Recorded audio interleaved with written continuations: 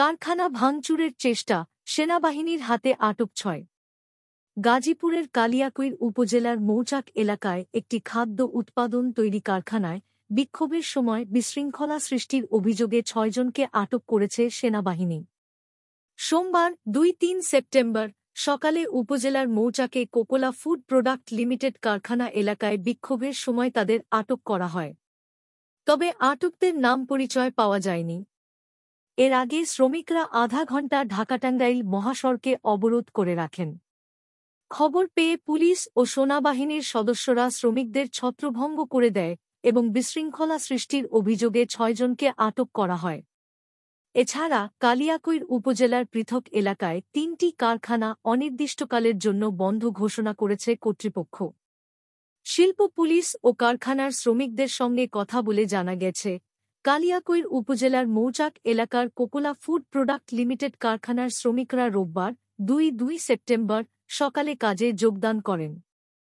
১১:১০টার দিকে শ্রমিকরা হঠাৎ করে ন্যূনতম মজুরি ১,২০০০ টাকা, হাজিরা বোনাস ৮০০ টাকা, সাধারণ ও বাৎসরিক ছুটিসহ ১-২ দফা দাবিতে কারখানার ভেতর বিক্ষোভ করতে থাকেন। এক পর্যায়ে উত্তেজিত শ্রমিকরা কারখানার পাশে ঢাকা-টাঙ্গাইল মহাসড়কে অবস্থান নিয়ে অবরোধে করে বিক্ষোভ করেন।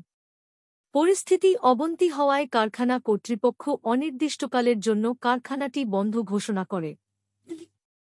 অনির্দিষ্টকালের জন্য বন্ধ ঘোষণার পরও ফের আজ সকালে শ্রমিকরা কারখানার সামনে অবস্থান নিয়ে বিক্ষোভ করতে থাকেন। তারা ঢাকা-টাঙ্গাইল মহাসড়কে অবস্থান নিয়ে বিক্ষোভ করেন। এক পর্যায়ে কিছু উচ্ছৃঙ্খল শ্রমিক কারখানা বন্ধ থাকার পরও ভেতরে প্রবেশ করে ভাঙচুরের চেষ্টা করেন। খবর পেয়ে শিল্প পুলিশ, থানা পুলিশ ও সেনাবাহিনীর সদস্যরা ঘটনাস্থলে গিয়ে শ্রমিকদের ধাওয়া করে পরিস্থিতি নিয়ন্ত্রণ করে। এ সময় কারখানার ভেতরে অবৈধভাবে প্রবেশ করা এবং বিশৃঙ্খলা সৃষ্টির অভিযোগে ৬ জনকে আটক করেন সেনাবাহিনীর সদস্যরা। পরে সেনাবাহিনীর সদস্যরা হ্যান্ডমাইকে ঘোষণা দিয়ে শ্রমিকদের কারখানা এলাকা ছেড়ে যাওয়ার নির্দেশ দেন। বিজ্ঞাপন।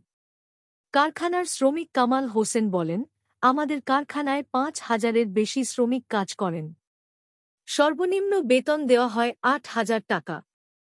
এই টাকায় ঘরভাড়া আর খাওয়া দাওয়া করে জীবনযাপন করতে পারছি না। তাই অনেক দিন ধরেই সর্বনিম্ন বেতন ১,২৫০০ টাকা করার দাবি জানিয়ে আসছি। কিন্তু মালিক পক্ষ কোনো ব্যবস্থা নেয়নি। আমাদের কথাও শুনতে চায়নি। জাগা নিউজের খবর পেতে ফলো করুন আমাদের গুগল নিউজ চ্যানেল। গাজীপুর শিল্প পুলিশের জোন ২ পরিদর্শক নিতাই চন্দ্র সরকার জানান, শ্রমিকরা কিছু সময় ঢাকা-টাঙ্গাইল মহাসড়কে অবস্থান নিয়ে অবরোধ করেছিলেন। এখন পরিস্থিতি স্বাভাবিক রয়েছে। আব্দুর রহমান আরমান, SRMS।